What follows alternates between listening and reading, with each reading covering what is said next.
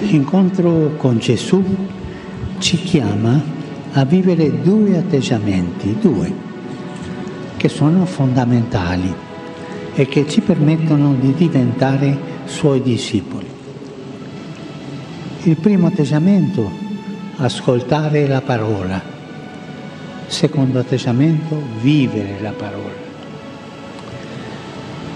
Prima ascoltare, perché tutto nasce dall'ascolto, dall'aprirsi a Lui, dall'accogliere il dono prezioso della sua amicizia. Ma poi è importante vivere la parola ricevuta per non essere ascoltatori vani che illudono se stessi. Per non rischiare di ascoltare soltanto con le orecchie, senza che il seme della parola scenda nel cuore e cambi il nostro modo di pensare, di sentire, di agire. E questo non è buono.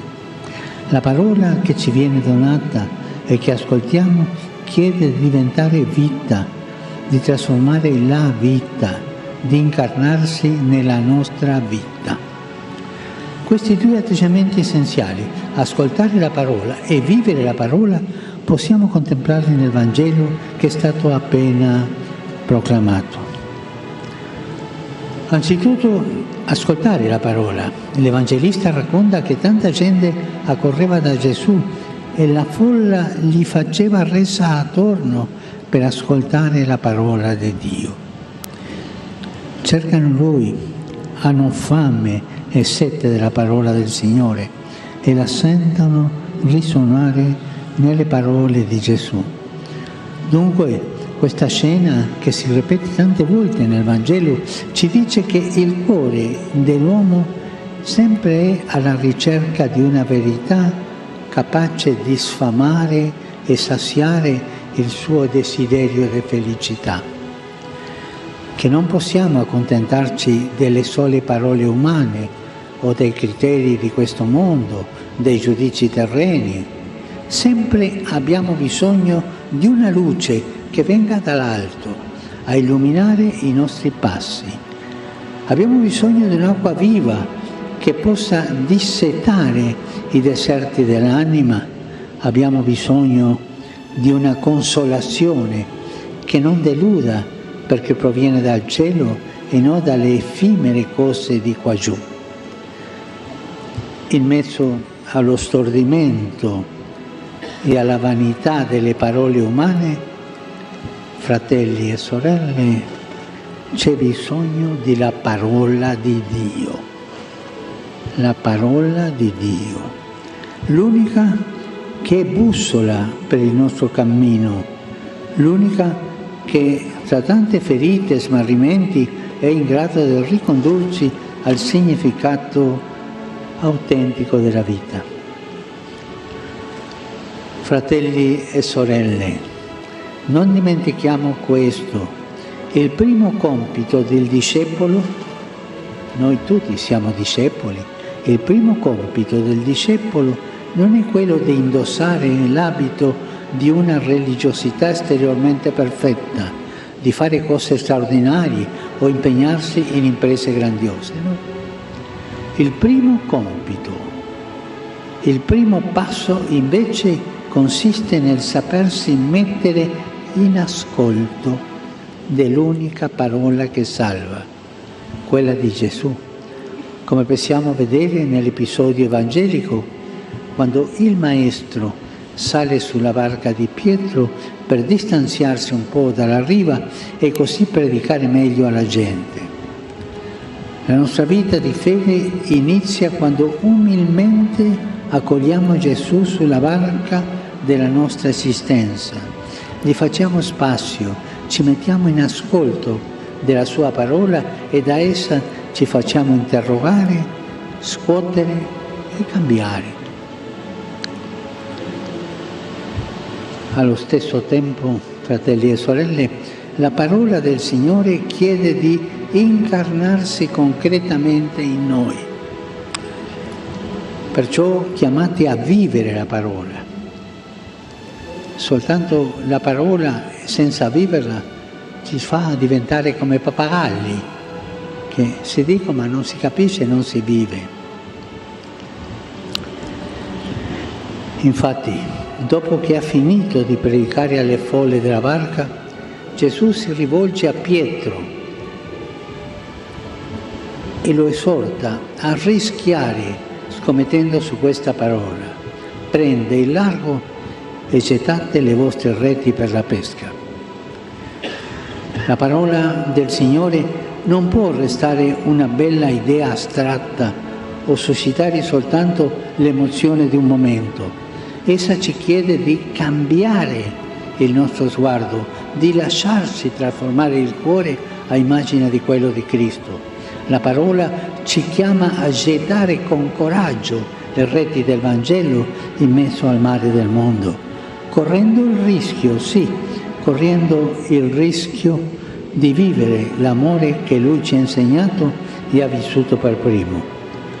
Anche a noi, fratelli e sorelle, il Signore, con la forza bruciante della Sua parola, chiede di prendere il largo, di staccarci dalle rive stagnanti delle cattive abitudini, delle paure e delle mediocrità, per osare una nuova vita.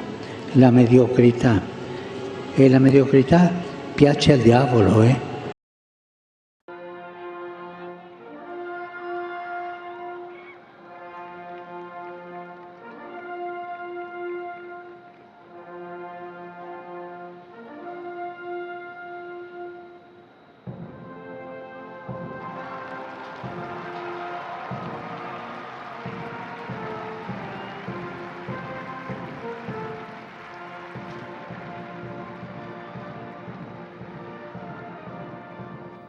Cari fratelli e sorelle, buona Pasqua.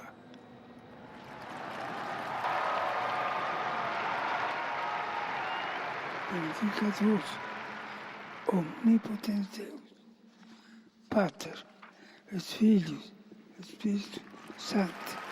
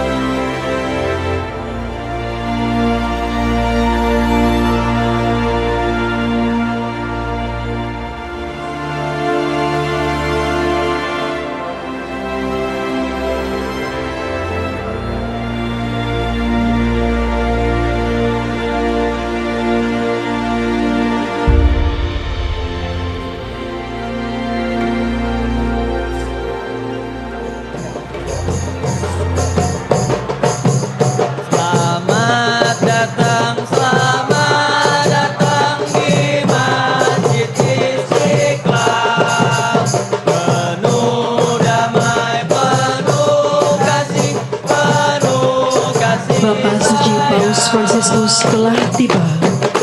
His Holiness Pope Francis just arrived. Ladies and gentlemen, please rise.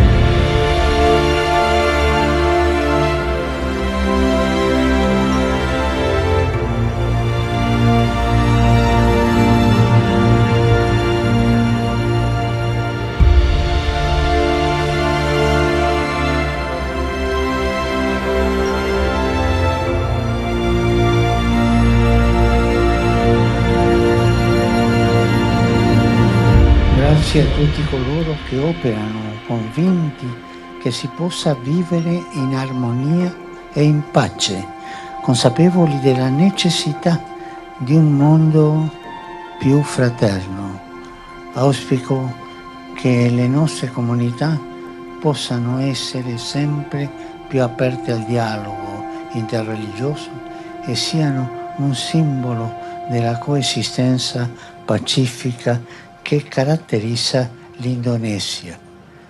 Elevo la mia preghiera a Dio, creatore di tutti, perché benedica tutti coloro che attraverseranno questo tunnel in spirito di amicizia, armonia e fraternità.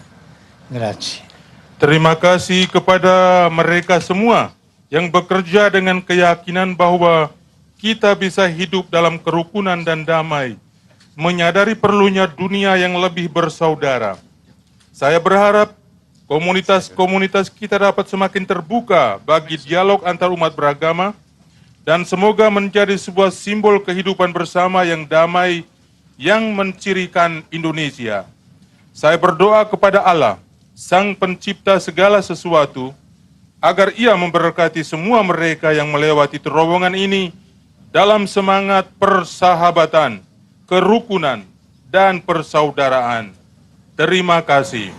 Sama harapan kami dengan Yang Mulia, kami juga berharap semoga dengan terowongan silaturahim ini menjadi jembatan persaudaraan bukan saja antara Katolik dengan Islam, tetapi antar umat beragama dan antara sesama umat manusia.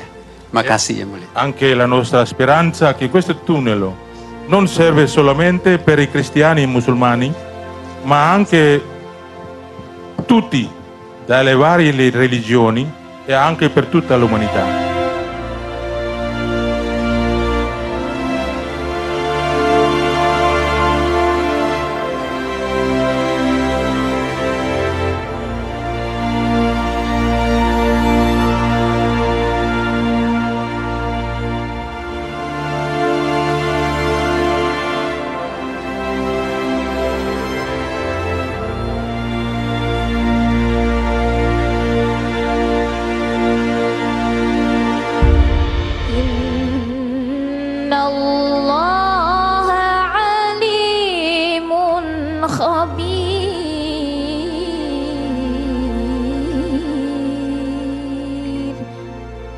Sadaqallahul azim.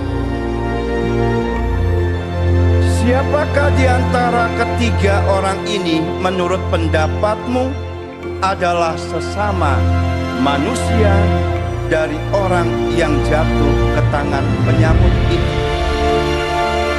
Jawab orang itu, orang yang telah menunjukkan belas kasihan kepadanya. Kata Yesus kepadanya, pergilah dan perbuatlah demikian. Demikianlah sabda. Kami sangat berbahagia bahwa Bapak Paus memberikan apresiasi kepada bangsa dan komunitas kami dengan mengunjungi negara dan tempat suci kami, kebanggaan kami di Istiqlal ini. Insya Allah, pesan dan cita-cita yang disampaikan oleh Your Holiness Paus Franciscus tentu akan menambah semangat kita semua untuk menyuarakan harmoni di antara kita semua. Semoga Tuhan Yang Maha Kuasa memberkahi kita semuanya. Terima kasih. Wassalamualaikum warahmatullahi wabarakatuh.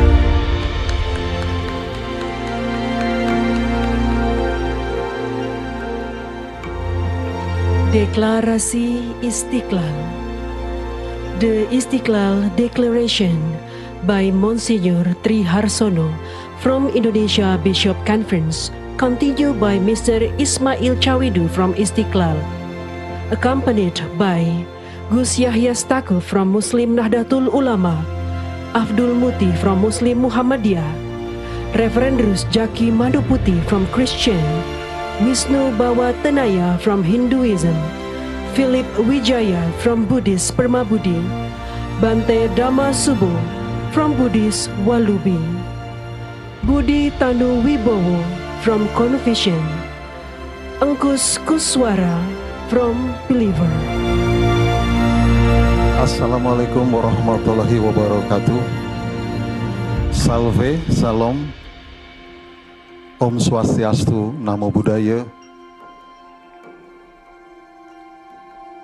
Sua Santità Santo Padre il Papa Francesco, e vostro onore Profesor Dr. Kiai Haji Nasaruddin Umar, e senza alcuna mancanza di rispetto menzionerio tutto le signore e signori e tutti i miei amati fratelli e sorelle. Mi dispiace molto, mi piacerebbe, vorrei leggere questa dichiarazione ufficiale in lingua indonesiana.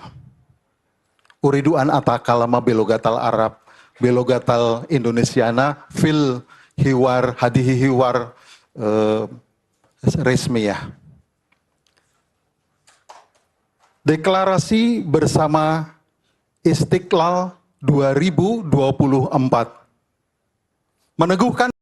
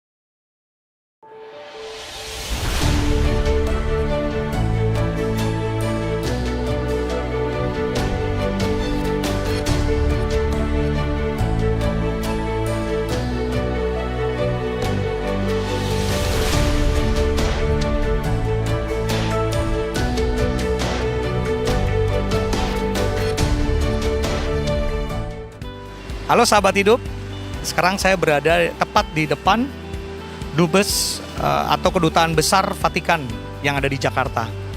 Kabarnya Bapak Paus akan menginap di sini selama di Jakarta. Mari kita ikuti terus peristiwa dan kemana saja Bapak Paus selama di Jakarta. Tonton terus dan jangan lupa subscribe di channel Hidup TV.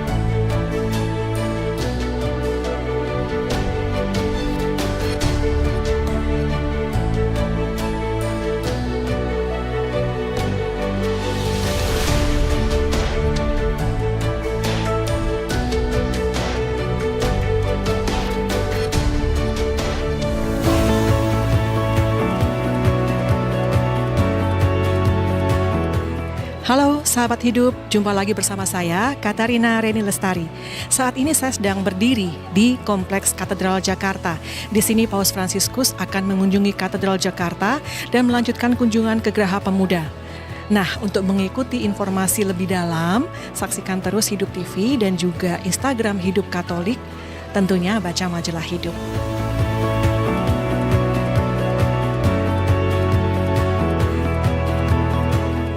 Acaranya nanti Paus akan memberikan sepatah dua patah kata, kayaknya speech ya, mungkin 1 halaman atau 2 halaman untuk kami semua para imam di sana, dan juga akan berfoto bersama dengan para uskup juga, semua uskup di Indonesia dan 10 uskup internasional. Lalu setelah itu beliau akan keluar lewat pintu samping dan akan menuju ke Geraha Pemuda untuk berjumpa dengan anak-anak dari Sekolah Okurentes.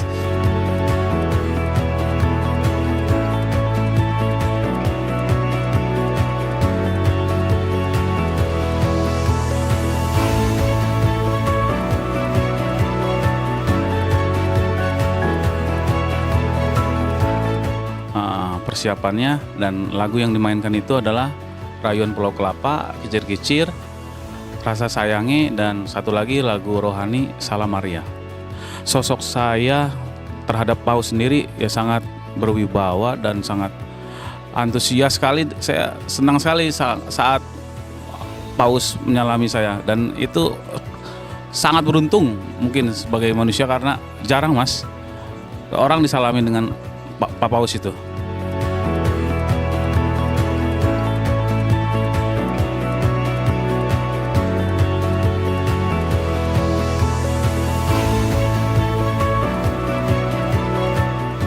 Dan satu hal yang sangat berkesan bagi saya dalam konteks audiensi dan kunjungannya, Bapak Paus salah satunya menekankan supaya kita menjadi jembatan hati dalam konteks kehadiran Gereja Katolik di Indonesia.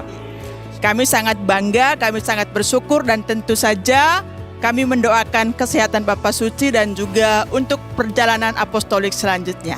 Terima kasih. Kami bersyukur sekali kami hari ini bisa keluar untuk bertemu dengan Bapak Paus, sungguh sangat luar biasa. Kami sungguh terberkati dengan kedatangan Bapak Paus, dan kami rasa juga Bapak Paus pasti terberkati dengan umat yang luar biasa yang sangat antusias.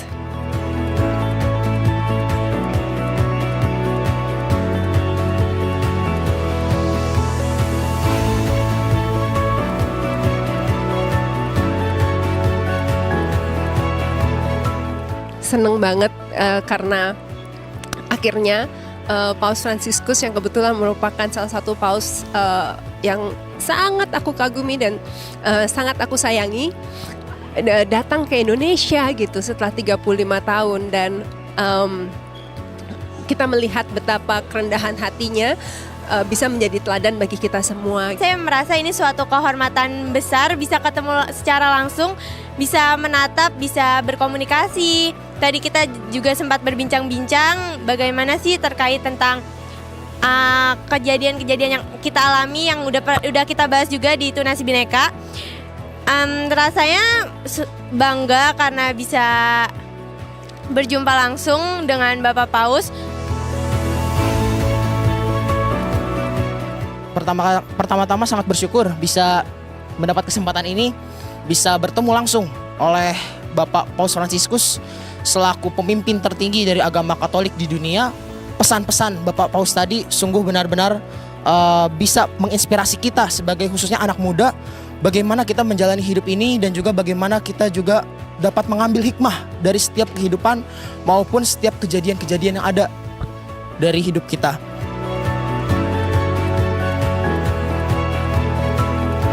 Aku ke Christina dan kawan-kawan udah bertemu sama Bapak Paus Fransiskus nih. Dan kita ini udah melemparkan beberapa pertanyaan dan juga cerita-cerita kita selama kita menjalani kegiatan Tunas Bhinneka. Untuk kesan dan pesan saya terhadap Paus itu, saya jujur saya sangat terharu, dan selama pembicaraan tadi itu sangat membuat saya nangis juga. Karena saya merasa ini juga relate dengan kehidupan saya. Dan saya berharap dari adanya acara ini bisa menyadarkan seluruh warga masyarakat Indonesia untuk berhenti melakukan diskriminasi dan bullying.